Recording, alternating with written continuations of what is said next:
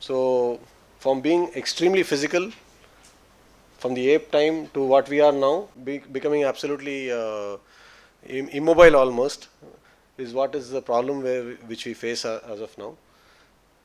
The more the modernization, I think the most fit is a person who can exercise up to 13 minutes a day. Minutes is a kind of a parameter which we use. This is Mr. Salim Yusuf. He's actually a pioneer in preventive cardiac disease.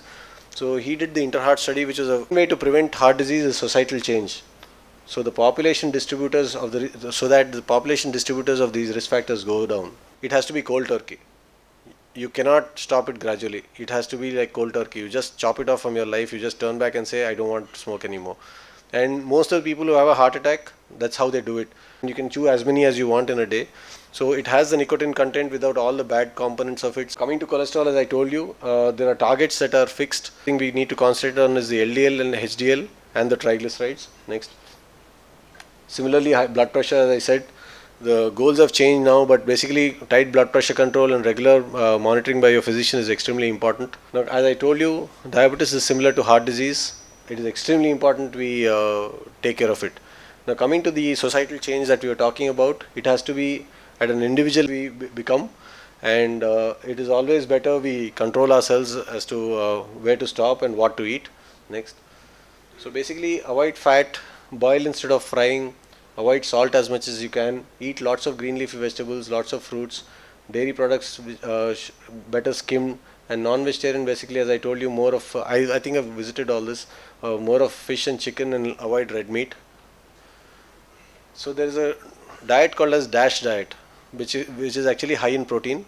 So it's more of green leafy vegetables and fruits and salads and all that, without the mayonnaise. Basically, salads, most of them, and it is called DASH diet because it helps in reducing, dashes the blood pressures.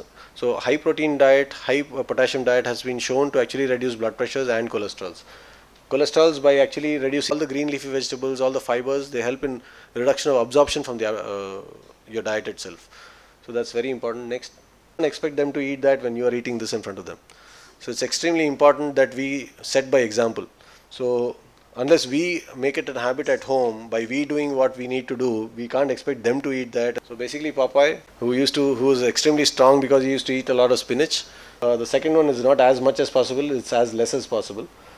So a lot of fruits, low starchy carbohydrate food, dairy products which are low in fat. Yogurt can be taken. Cheese is actually more in protein. Then again, it's not to be walloped. It's just to be. It can be taken. Fine. You can have even 4 egg whites a day. And somebody is exercising really hard, you can have up to even 8 to 10 egg whites a day. It's full of protein. There's no fat in it. No egg yellow basically. Whole wheat pasta, oats, corn, multigrain cereals can be taken. Next, the white bread, foods that you can eat.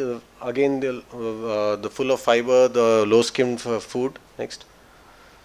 What not to eat basically is breads with fat, butter or eggs. Basically, all the croissants, tortillas, and should be avoided. White pasta, white rice, all the food made with hydrogenated oil should be avoided. Commercially baked pastries, biscuits, avoid as much as possible. Skimmed milk can be taken. Soya and rice drinks can be taken. Low cheese fat can be taken, and curd, low fat curd, and non-fat coffee creamer can be taken. Next. Whereas what not to take is whole milk, which is 2% fat. Regular cheeses, regular cottage cheese should avoided. All the butter and yogurt made out of whole milk should be avoided. Next. Egg whites can be taken, as I said. Egg yellow avoided. Next. Unsaturated fats like olive oil, canola oil, peanut oil can be soya oil can be taken, but no trans fatty oils like coconut oil. Coconut oil is really bad. Next. So coconut oil, palm oil is something which should be avoided. Butter, lard, these are all bacon fat. Pork is full of fat. Mustard oil can be taken, sir. Mustard oil is good. So soups with less than soup's basic problem is the sodium and the amount of fat that's used. So any soup with low sodium can be taken. So basically, beef, pork, lamb is red, yeah, not to be taken is very, whatever is tasty. Basically, I think life we have to avoid whatever is tasty to the tongue. And desserts allowed are basically dark chocolate, honey, low fat or frozen yogurt, and cookies made with unsaturated fatty oil and with egg white. Next.